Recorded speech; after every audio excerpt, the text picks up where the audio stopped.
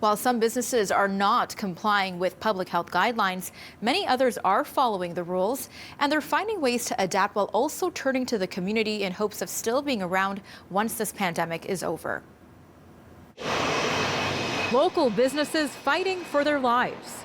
I'm still being charged $1,900 a month on hydro. I'm still being charged $700 a month in Enbridge. I'm still being charged insurance for my building that's closed. For the owners of Cruise and Tangos in the Church and Wellesley area, they've had to completely shut down, but the bills still keep coming. They, along with many other businesses, have turned to crowdfunding for help. For this space, it means a lot to the community. And for us to go through what we're going through right now, it's really hard. And there's not a lot of support from anyone. So far, Cruise and Tangos has raised $13,000 through their GoFundMe page with a goal of $25,000 to help pay the bills and their employees. The page also displaying messages of how much the bar means to the community. The way things are going, I don't want the space to disappear. In Parkdale, a similar situation with the Tempered Room. So it's been a tough transition, but we're definitely fighting to try to stay in it. The pastry shop had to readjust their business to takeout only. Prior to the pandemic, 75% of their revenue came from catering, which has now stopped. They too have turned to GoFundMe for help.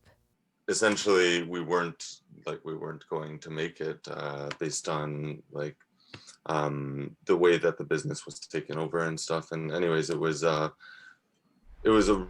really, really tough time, and we reached out to our community, and we were very, very fortunate to get a really good response. While difficult, both Cruise and Tango and the Tempered Room say they're doing what they can not only for themselves, but for others by complying with public health guidelines.